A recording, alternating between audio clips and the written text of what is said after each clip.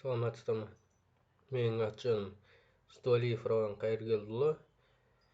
Физика-математика пәндерінің оқытушысымын. Жанайдар Мусин атындағы жоғары Қазақ педагогикалық колледжінде жұмыс атқарамын.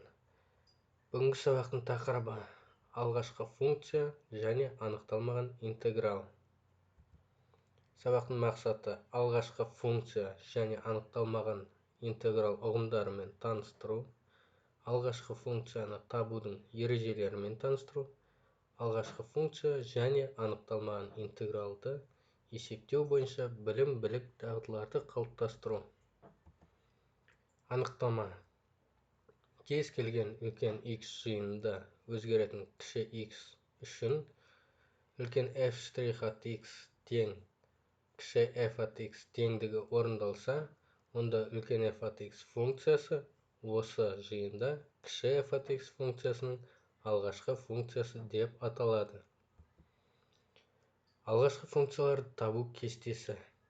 Сол жағында функция берілген, оң жағында алғашқы функцияның жалпы түрі берілген. Яғни f at x тең k болса, k мына жерде тұрақты сан.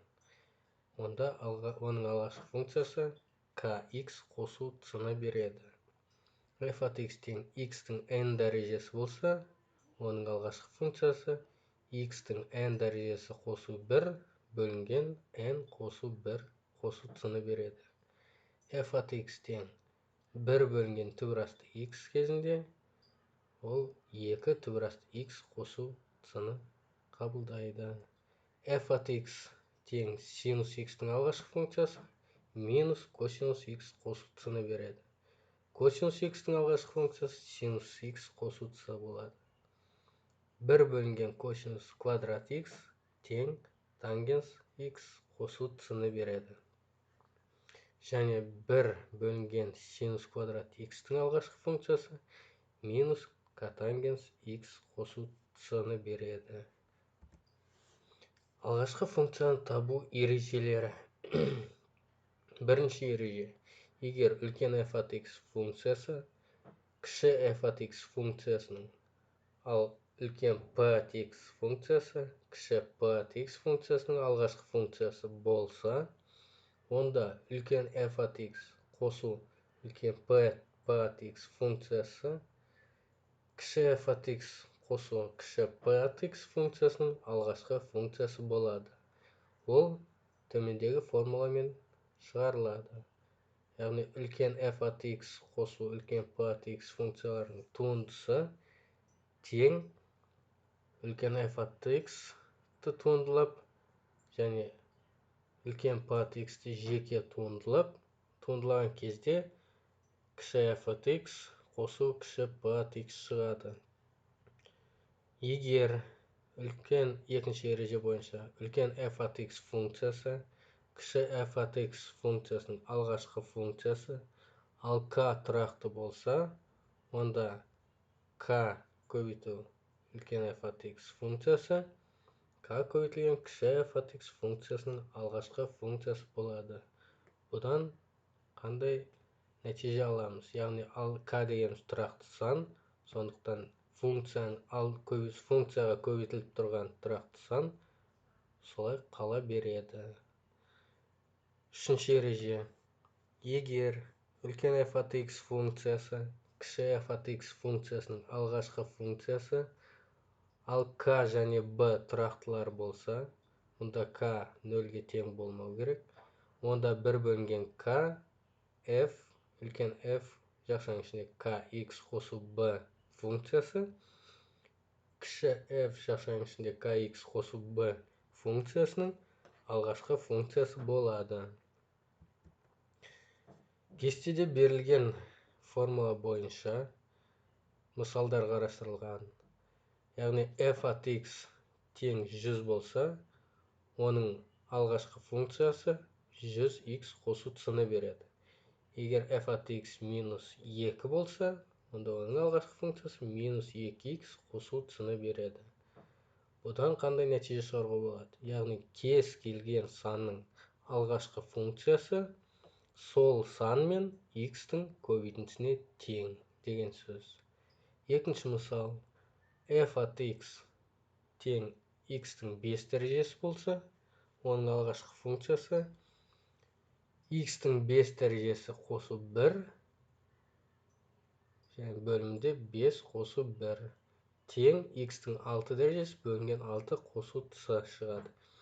Яғни, мұнда дәрежеге 1-ді қосамыз, бөлімінде сол сан тура солай қайталанып жазылады. Үшінші мысал, f от x тең 3 бөлінген түбірасты x болса, бірінші 3-ті бөлшектің алдына шығарып жіберуге болады. Онда 3 көбейту 1 бөлінген түбірасты x болады. Ал 1 бөлінген түбірасты x бізде 2 түбірасты x-ті береді. Сонда оның алғашқы функциясы 3 көбейту 2 түбірасты x. 3 пен 2 көбейтіледі, сонда 6x қосу c орындалады. Төртінші мысал, f от x тең 2 синус x болса, оның алғашқы функциясы, біз синустың алғашқы функциясы минус косинус x болған, сонда екінші қасиет бойынша алғашқы функцияның алдындағы сан қала береді, минус 2 косинус x қосу c жауабы шығады. f от x тең 5 косинус x болса, оның алғашқы функциясы 5 синус x қосу c-ны береді. Келесі f от x тең 4 бөлінген косинус квадрат x болса, оның алғашқы функциясы 4 көбейту тангенс x қосу c-ны береді. Жетінші мысал бойынша f от x тең 7 бөлінген синус квадрат x болса, оның алғашқы функциясы үлкен f от x тең минус 7 көбейту котангенс x қосу c-ны береді. Келесі анықтама. Кіші f от x функциясының алғашқы функцияларының жалпы түрін, яғни үлкен f от x қосу c өрнегін осы функцияның анықталмаған интегралы деп атайды. Анықталмаған интегралды табу формуласы. Яғни f от x dx-тің интегралы тең үлкен f от x қосу c. Анықталмаған интегралды табу кестесі.